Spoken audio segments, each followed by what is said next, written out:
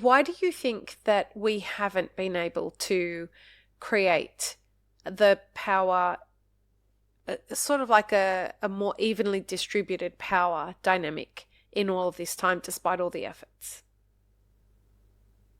Yeah, I mean, like it's very, very fundamentally power benefits the powerful. Hey friends, it's Lee Safar here with some exciting news. The introduction to regenerative coffee farming workshops are now available on demand in English, Spanish, and Portuguese. These workshops are designed to give you actionable insights into the future of coffee farming through regenerative agriculture. Whether you're a coffee producer, roaster, cafe owner, or just passionate about coffee sustainability. For coffee producers, the workshop is available for just $10, and for everyone else, it's $20, a small price to pay for knowledge that could transform your understanding of what it's going to take to grow coffee from now on. Led by our incredible professors Angela Barrero, Murilo Bettarello, Felipe Croce, Carlos Ordóñez, and João Araújo, the workshop is packed with practical knowledge and strategies to help coffee farmers and the entire coffee industry adapt to the challenges of climate change, rising costs, and market demands. If you're a business owner, this workshop is a great and affordable way to inform your employees about the challenges ahead while also supporting Mapper Forward. This is also a great workshop to share with or gift to your coffee producers. Head to mapperforward.coffee/workshops or click the link in the description to purchase the on-demand version and start your journey towards a more sustainable coffee future today.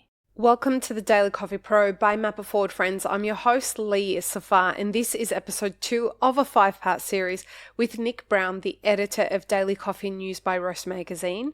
In this series, we're connecting the dots of the coffee industry, and we're talking a lot about power. We're talking about the different things that happen in the industry that sort of, when you string them together, let me say that better. Separately, they may not look like they are connected, but when you string them together, they create a kind of a story that's quite surreal, in my opinion. In the last episode, we were talking about power differentials, what they are in the coffee supply chain. And in this episode, we're going to talk about why, despite all efforts, the power dynamics never seem to shift in the coffee value chain. And Nick, in your opinion, let me say it this way. I see 2 coffee industries that exist. We have the main coffee supply chain, and we have the shadow coffee supply chain. The main coffee supply chain starts at the farm, and it goes through the usual, farm to mill to exporter to importer to roaster to cafe. The shadow industry is all of the people around those key stakeholders that seem to be, for all intents and purposes, selling the shovels and making all the money.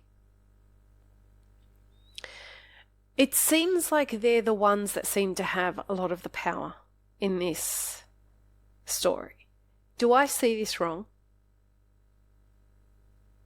I don't know. It's definitely an interesting way to characterize it. Mm-hmm. And I will say, based on our reporting and coverage of coffee businesses and their business operations, there's certainly more transparency and sort of public-facing communication about operations among smaller businesses, particularly smaller business in the specialty coffee category who are interested in concepts like sustainability, yada, yada, yada. There's less so, I think, among some very large corporations who are, heavily involved in the coffee industry and represent a substantial amount of the world's green coffee movement. I think it's fair to say that, generally speaking, there's less transparency. Less transparency. But yeah, I mean, you could say that, the mom and pop coffee shop down the street is not necessarily transparent about their operations either. So, right. Okay. I think it's an interesting characterization for sure. Why do you think we should set the stage? Where do you think that the big power dynamic really sits in our industry? Is it with the banks? Is it with the traders? Is it with the importers, the exporters? Who really carries the majority of the power in our industry? Yeah, I mean, from my perspective, like journalism 101 was follow the money, right? Mm. Oh, who is that in coffee? Generally, the bigger the company, the more money there is, the more, typically speaking. Now, this is not to say that large companies are bad necessarily, or that they're all just flush with money all the time, but generally speaking, money translates to power. So you can look at year-end financial reports of large corporations operating in the coffee industry, and you can see, I think, loosely translates to power, or power within the market, within the green coffee market or the roasted coffee market. Yeah, I think there's a pretty, not a direct line, but you can piece those things together. So you just broke up a little bit there. I just want to ask you, you can see what when that happens? Oh, I was just going back to the idea that, you can reasonably draw a line between money and power. Right. Okay. Like So from their starting balance point for sheets. Right. Okay. So when you see the money that's there and you see what's going on in the coffee supply chain right now, and what I'm specifically talking about is the access. There is a significant reduction in yield. There is a significant increase in the price of coffee. Sometimes money talks, sometimes money doesn't talk. Producers seem to have a different kind of power in this game at the moment, where they're saying that a lot of producers are saying it's not worth putting their coffee into specialty at the moment, given despite what a lot of them were saying 6 months ago or this time last year, about, we're going to, specialty is important, relationships, etc., etc. Fast forward to today, a lot of them have contacted me saying, listen, Lee, we had relationships with people. We want to keep doing specialty coffee, but we have so much debt now. We can't. How do I have conversations with my customers and tell them that I'm not going to be able to give them the specialty coffee that they want to have? They have customers who are big trading houses. They don't even want to sell directly to them anymore. They would rather just want to sell into the commercial market. It seems to me that there is a new kind of power that's forming, that's seeing a lot of pushback and some tension between coffee producers and a lot of these big companies who do have the money. And we're hearing some horror stories on the ground of how this power dynamic is playing out. As a journalist, do you look at something like this and say, does this make sense? Doesn't it make sense? Because to me, the way that I'm looking at it, the power differential that's playing out here seems to be something out of a gangster movie. The coffee producers are saying we want to be able to sell our coffee wherever we want. The big companies are coming and saying, no, you can't break contracts. And the coffee producers are saying, but we want to sell our coffee into the commercial markets. And there seems to be some stalemates that are going on that are creating some more problems.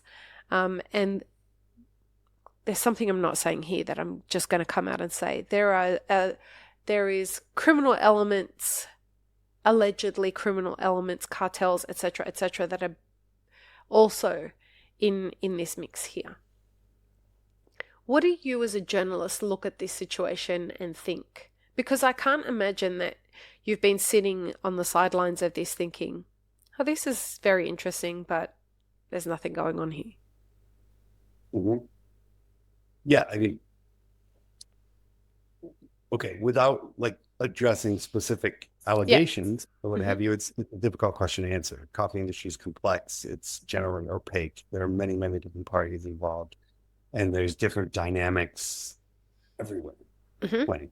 So it's hard to even approach that question with with any broad sort of knowledge, right? I don't know.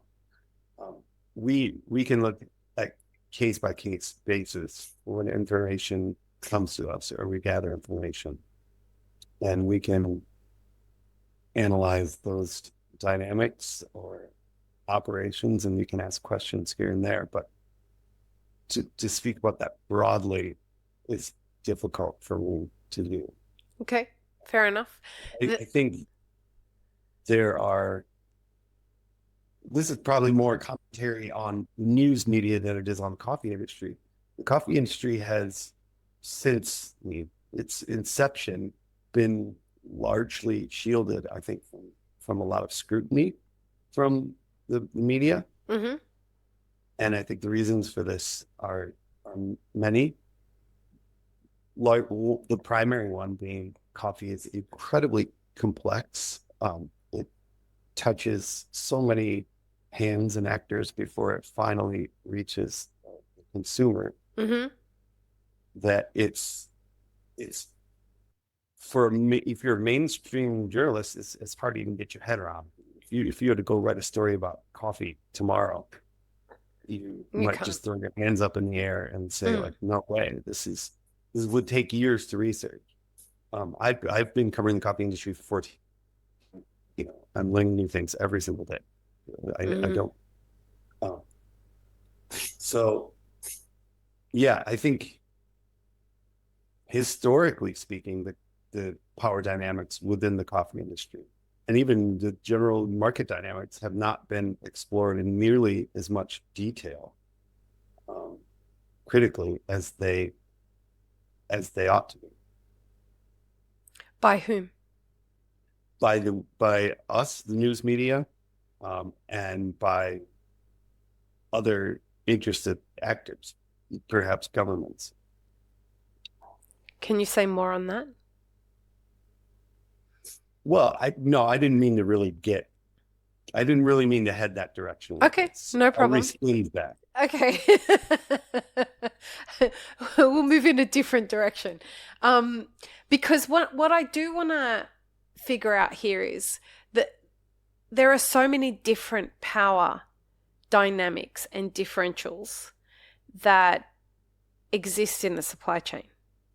And we can't speak specifically to all of them.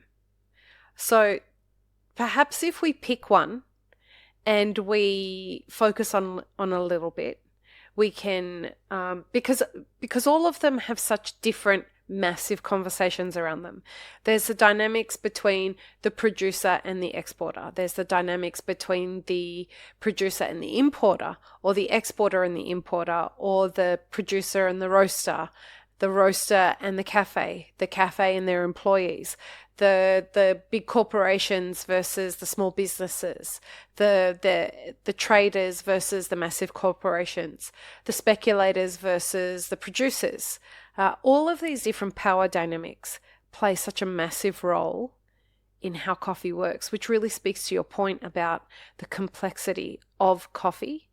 And I have to say, when I started doing this podcast, and I look back as the woman who's done 1,300 plus episodes, I look back at her who started this podcast and I'm kind of ashamed at the naivety that I held back then about the complexity of coffee. So I have a lot of empathy for people who don't understand what's going on. I barely understand what's going on, and I spend pretty much every waking hour trying to understand it. And the version of me that is sitting here doing this podcast today has kind of there are parts of me that wish I could go back to being her, because the more you figure out what's happening in coffee, the more darkness that you see about these power differentials, and you come to understand it's just dark. Yeah. Go ahead. I agree with you in many, many ways. And I think there are a lot of people in the coffee industry, maybe the vast majority, are not sure, who don't even care. Like, if they Yeah. don't see anything broken, they don't see a problem to be fixed. They don't see and they don't see themselves as in any way complicit. And you can argue about whether they are or not. That's fine. But I will say that, like, from my perspective, based on the other industries that I've Uh-huh. actually see a lot of hope in coffee. There's Awesome. there's darkness, but What's the hope I that you see? just some of the conversations you're having on your podcast taking Thank you. place in coffee. I'll say, over the last 14 years or whatever, I've had conversation after conversation after conversation after conversation along the lines of something is broken, and the coffee industry is doing a disservice to a large swath of people, whether that's consumers or farmers or what have you. And it should be fixed. And a lot of people sit there and bang their heads against the wall over and over, saying we're asking the same questions and nothing gets fixed. We're asking the same questions and nothing gets fixed. But I think I don't know about the oil industry or like wheat or gym floor coatings. Right, I see your point. Which I used to cover. These questions aren't even coming up sometimes. They're Right. not even being asked. So going back to what you said previously about you can own a coffee business without having any idea that coffee is like farmed or an agricultural product. 40 years ago, I think most consumers wouldn't even have known that coffee is an agricultural product. Right. Now, their understanding of it as an agricultural product might be like totally influenced or obfuscated by like weird marketing that's taken place over the past few decades. But I think overall, the arc of awareness, both among consumers and people within the coffee industry, is continuing to grow, even if the problems, so to speak, are not being apparently solved. Then why do you, it does make sense. Tell me why you think then that, given there has been this tension for all of this time, and clearly I'm not asking you how, from any kind of, the response to this question is not something that's going to be set in stone, is what I'm saying. It's just an opinion. But over all of this time, we seem to have been banging our heads against a wall, saying the coffee producer needs to be paid more. We need to be paying attention to soil. We need to be figuring out how to pay baristas more. We need to be figuring out how to increase visibility of the consumer into the coffee supply chain. None of this seems to have penetrated enough where the power dynamics seem to have been more evenly distributed anywhere in the past 40 years. Maybe we've made a dent, but we are at an industry defining year. Would you agree that this is an industry defining year? I don't know. I mean, really, I don't. I'm just trying to keep up with the flow. Okay. Sure. Okay. Spoken like the true journalist. I love it. But why do you think that we haven't been able to create the power, sort of like a more evenly distributed power dynamic in all of this time, despite all the efforts? Yeah, I mean, like, it's very, very fundamentally, power benefits the powerful. So I go back to those conversations that I've had over and over with people who do believe that change is needed. to make the industry more sustainable, more robust. But I also go back to like when I first started covering coffee, Mm-hmm. I don't remember the exact statistic, but I was at a trade show learning more about conventional coffee market versus the Uh-huh. specialty market, and I was blown away at what a small sliver the specialty market was. Right? Mm-hmm. It was shocking to me because in my like little privileged world, specialty coffee seemed to be all around me. It seemed to be the Right. dominant type of coffee.